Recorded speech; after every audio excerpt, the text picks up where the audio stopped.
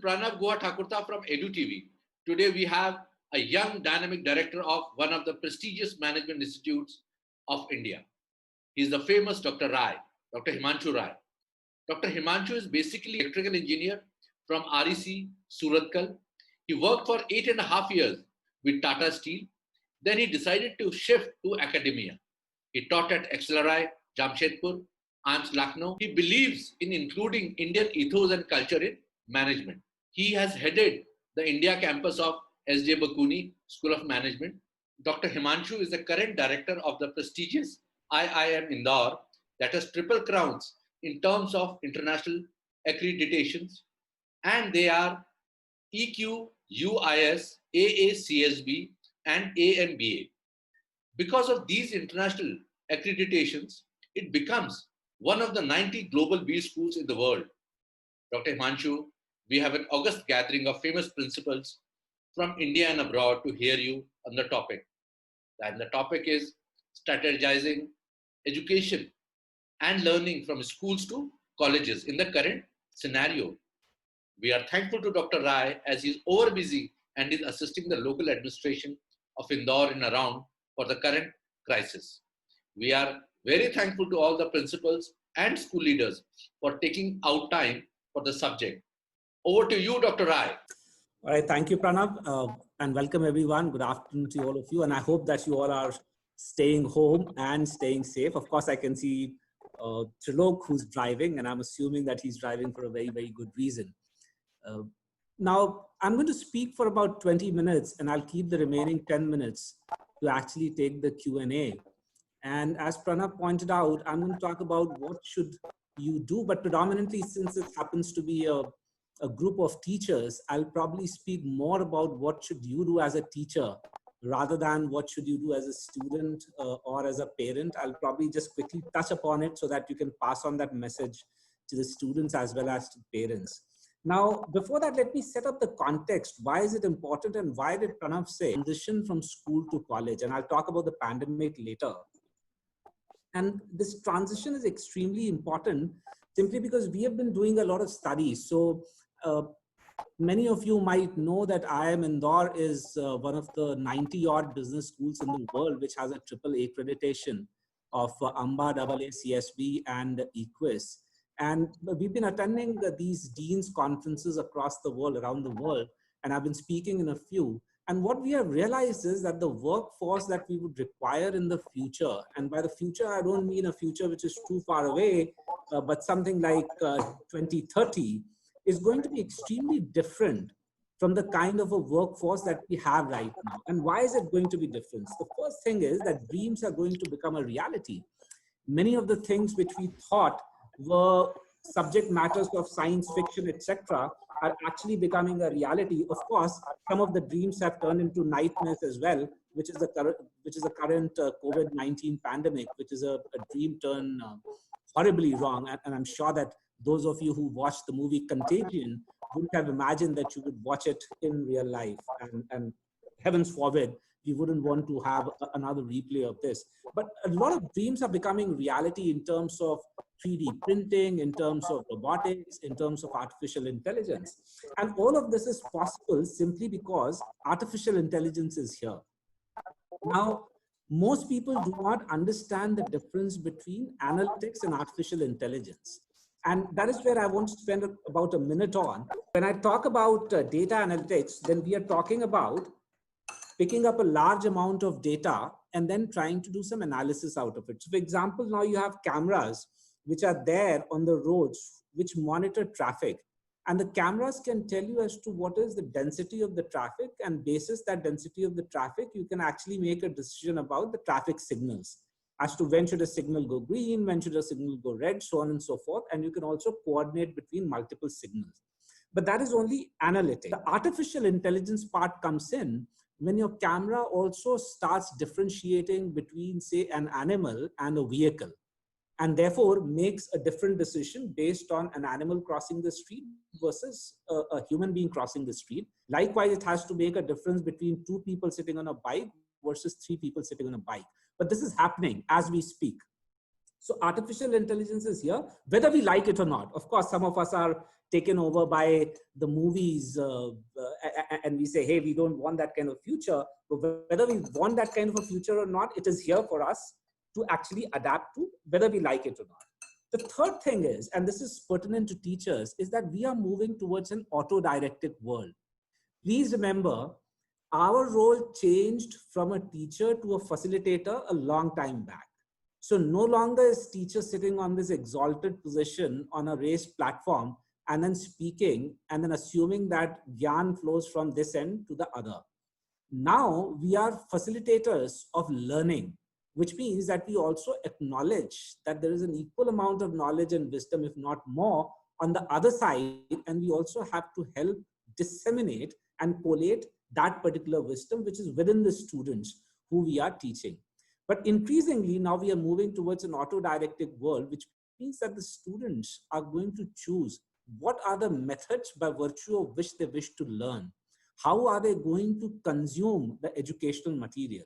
So for example, another latest research has actually shown that within 3 years, close to 60% of the educational material will be consumed in the audio-visual form. Which means any day, whatever we are being forced to do today because of the pandemic has actually become a reality, which means we have to go online. And the fourth thing, which is important, is that people matter. Despite machines taking over a lot of our jobs, despite robotics coming here, ultimately human beings will matter for the simple reason that we have the intelligence and the wherewithal to actually feel and connect. And which is why, although Elon may talk about driverless cars, but it is very difficult going ahead to even be thinking in terms of driverless cars simply because of the ethical questions that need to be answered. Which is, what does the car do in case a person comes in front of it versus say 5 animals come in front of it, so on and so forth. So there are multiple ethical questions which need to be answered, and those can be answered by human beings only. And therefore, in this entire context, what we have realized is that there are these 10 skills which are going to be the skills of the future, and this is what the colleges are gearing up for, and this is what as schools you should be gearing up for, to provide inputs into these 10 schools or the foundations into these 10 skills.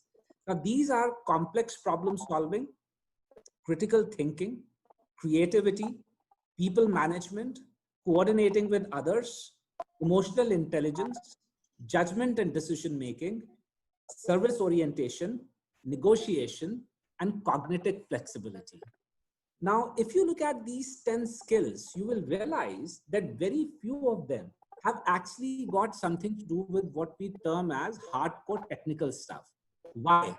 Because most of the technical stuff is going to be taken over by the machine. So there was a time when we had to do the calculations, we would write everything down and then do a paper and pencil kind of a calculation. In fact, we used to remember the tables as well, the multiplication tables. पहाड़े याद करवाए जाते थे. But subsequently now, I mean, much to my horror, I realize that people, even if they have to make an addition of 132 plus 200, they actually take out their calculators instead of actually doing it mentally or by actually writing it down. They use a calculator or their phone calculators, etc., to do all of that, which means that increasingly we are becoming dependent on machines to do all of these kinds of jobs. But nonetheless, there are certain things which are not going to get delegated to machines, and they will have to be done by human beings. For example, critical thinking. What do I mean by critical thinking?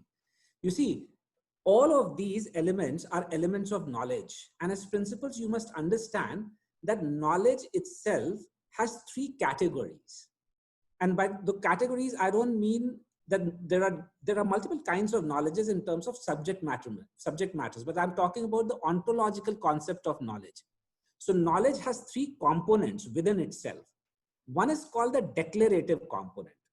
The declarative component of knowledge is the knowledge that you need to remember. So for example, a lawyer needs to remember the entire penal code. A doctor needs to remember the entire procedures which are to be conducted. Likewise, there are certain elements in every subject that you will need to remember. For example, a lawyer can't stop a judge and say, hey, hang on, judge, let me go check on the internet and tell you which precise penal code does this refer to. No, you need to mug it up by heart. So this is something that needs to be mugged up by heart. That is a declarative component of knowledge. The second is the procedural component of knowledge, which means how will this knowledge be used? And how will this knowledge be used? Meaning that, let's say I know how to make a cut. How will I make this cut precisely as a doctor? From which part of the body to what part of the body? Likewise, if I'm negotiating, how am I going to negotiate? Am I going to negotiate across the table, sitting opposite to each other? Or am I going to negotiate sitting next to each other, so on and so forth? So what is the process that will be applied to actually implement that knowledge?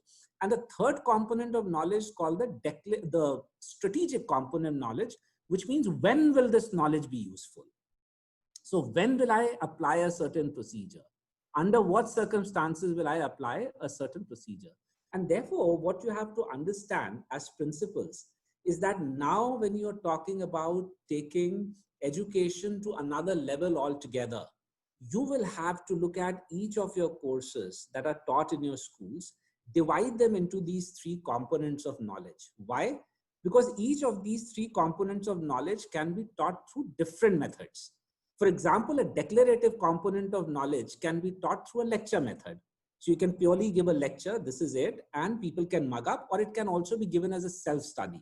Now, in the times of the pandemic, the declarative component of knowledge can be given out by providing e-material, e-learning material. So all you need to do is send out the e-learning material to students and then take a quiz based on whatever preparation that they have done. But when it comes to the process element, the procedural element of the knowledge, then you'll have to make sure that you have something like a video material which is available. Because what you're trying to tell is a procedure or a process. And likewise, you may want to do a Zoom meeting or use some kind of a learning management system by virtue of which you can take the student through different categories of those processes. And when it comes to the strategic component of the knowledge, you probably need to use case studies. So you need to make multiple caselets, or you need to make multiple situational write-ups and say, okay, in this particular situation, what is the process that you're going to use? And in that particular process, what are the things that you have mugged up or the things that you have memorized? So this is the way to go about so far as the knowledge is concerned. But please remember that any element of human development in terms of academia, again, has three parts, just like knowledge has three parts. So knowledge is one of those three parts. The second part is skill, and the third part is attitude.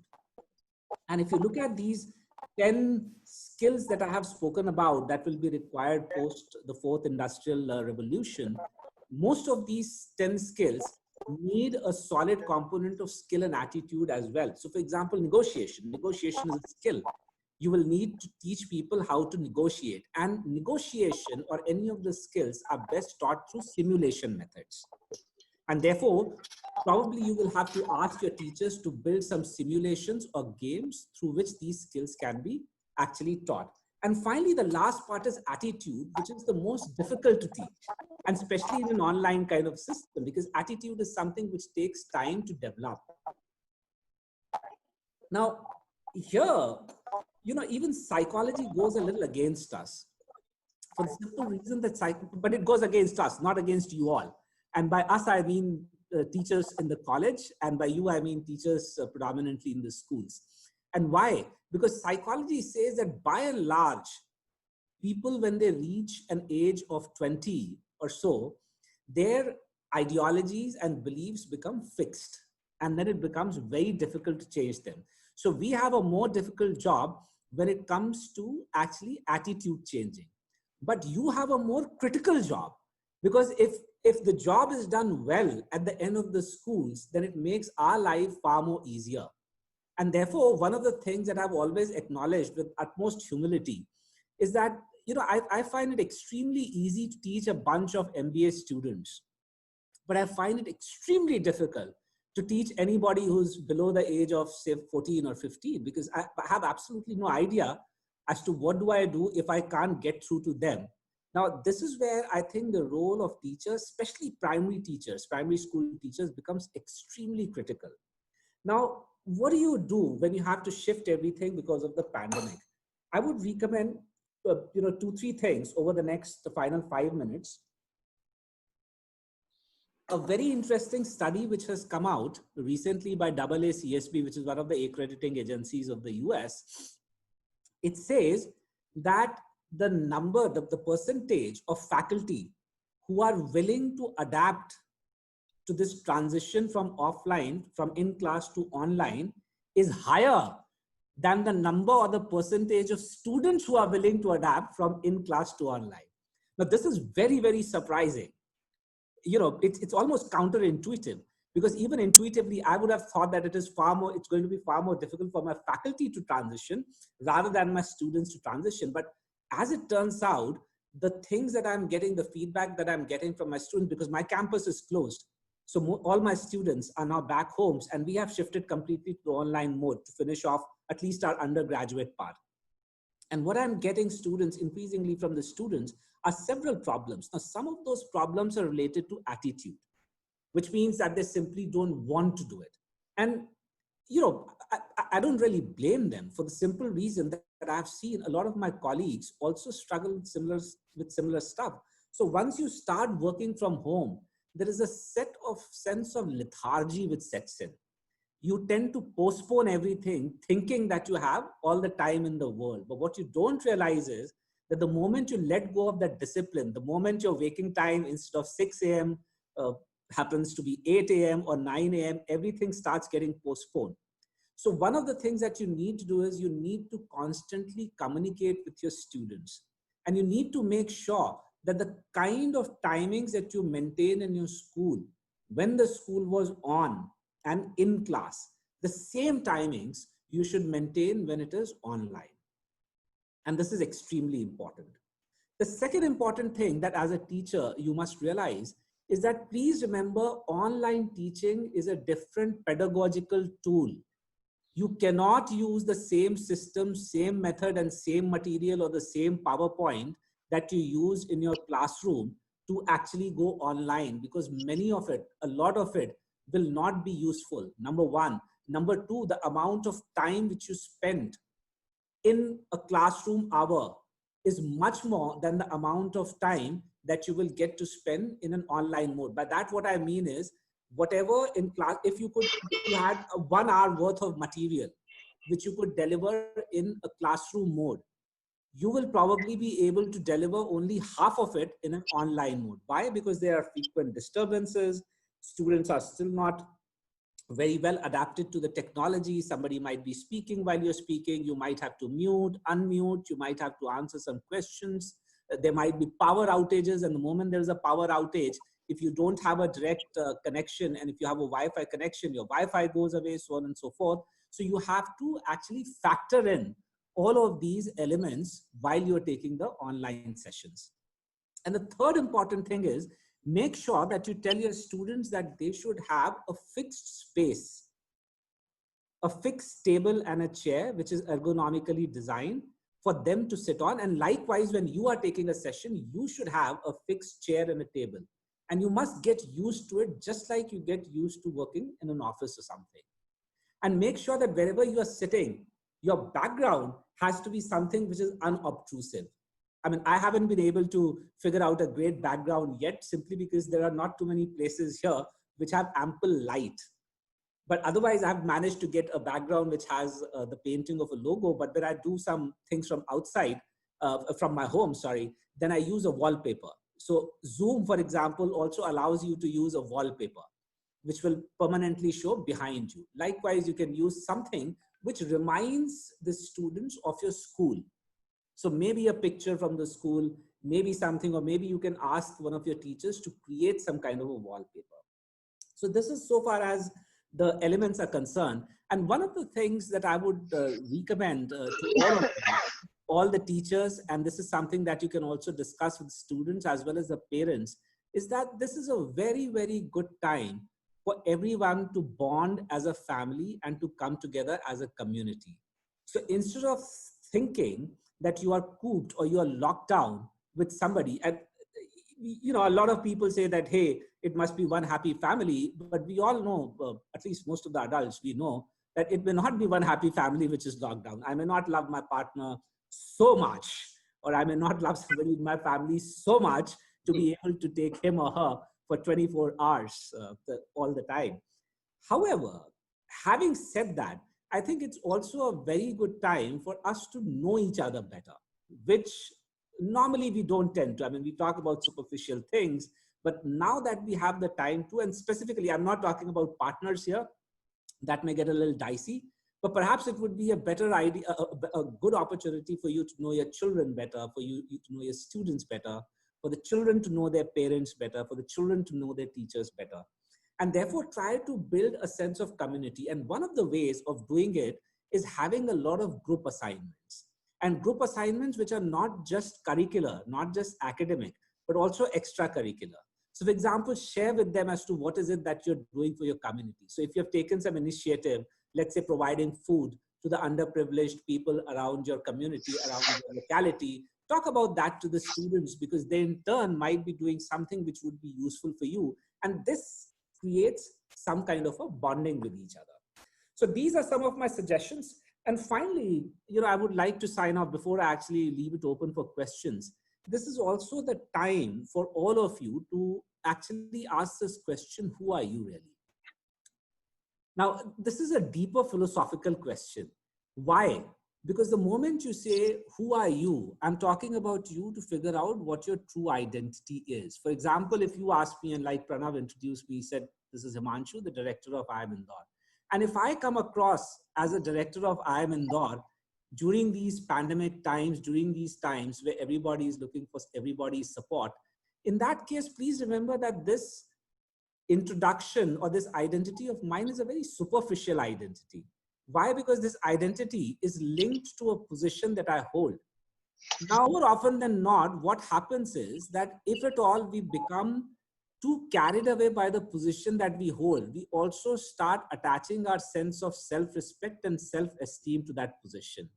Don't fall into that trap, because please remember, if you get into that trap, the day that position goes, so will your sense of self-respect and self-esteem.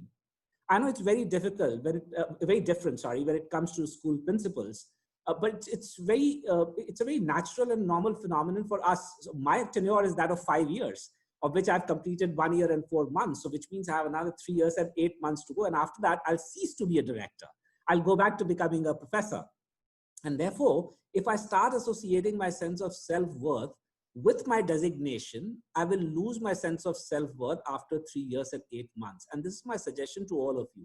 This is not the time for you to think about yourself as the principal, as a vice principal. Go to the second level of identity. So if somebody who's close to me asks me, who are you? I say, I'm a teacher, or I say, I'm a mountaineer, because these are the two things from where I actually draw my passion from. These are the two things that I'm passionate about. These are the two things from where I draw my inspiration from. And therefore, what you have to realize in the times of these pandemic is that irrespective of the designation that you may hold, you are a teacher. And by teacher, I don't mean that you're a teacher just to your students, but this is a time for you to teach others as well. So Pranav was talking about some of the motivational videos I took out. I mean, I did it on the request of the doctors in Indore, and then on the request of the police in Indore. And now the Central Government Employee Association has written to me. But in fact, this is something that I should have done by myself. So clearly, there was something that I did not do. I should have thought of it that here are other people as well who need a word of encouragement given these very, very difficult times. And therefore, what you must remember that as a teacher, your responsibility lies not merely towards the students, but it also lies towards the parents and towards the larger community as well. Right. So towards the end, what I'll say is that while you're communicating with your students, make sure that you're also communicating to the parents. Make sure that you're also communicating to a wider community, talking about what they should do to make the lives of students easier, of children easier, and also how to better and strengthen the bond between the parents and the students, and between the teachers and the students, and between the institute or the school and the students. All right. So thank you very much for all this time. And sorry, I took a little extra time. I got a little carried away by that entire philosophical element of my talk. Dr. Himanshu, on behalf of EduTelevision and all the school principals, would like to thank you for taking out time and enriching us. Thanks a ton, sir.